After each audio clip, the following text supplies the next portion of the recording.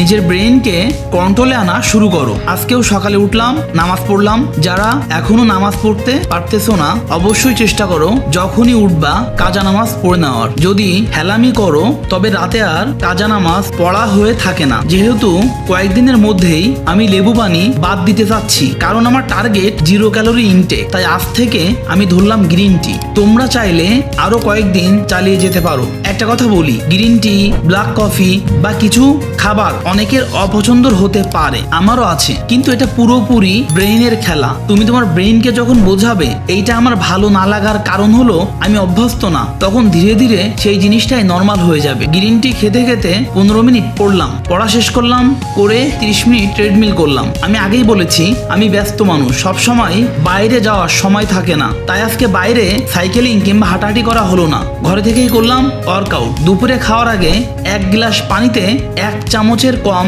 Apple cider vinegar mixed করলাম। বেশি খাওয়া ক্ষতিকর হতে পারে, তাই সাবধান। আজকে খেলাম ভাত, মুরগির মাংস, পোলাও, 2 কোয়া কাটা রসুন ভাতের সাথেই খেয়েছি, যেটা লাইফে প্রত্যেক দিন রাখার চেষ্টা করব। সন্ধ্যায় খেয়েছি বিস্কুট, এটা আমার লাইফ থেকে 1 সপ্তাহের মধ্যেই বাদ হয়ে যাবে। রাতে খেয়েছি সুজি, সাথে সামান্য চিনি ছিল, এটাও আমার লাইফ থেকে বাদ হয়ে যাবে। 2 চামচ চিয়া সিডস এবং সারাদিন 2 কাপ গ্রিন টি খেয়েছি। গ্রিন টি, ব্ল্যাক কফি এখন আমার প্রতিদিনের অংশ হবে। নিজেকে প্রস্তুত করছি আরো ডিসিপ্লিনড লাইফের জন্য। দেখা হচ্ছে পরের ভিডিওতে।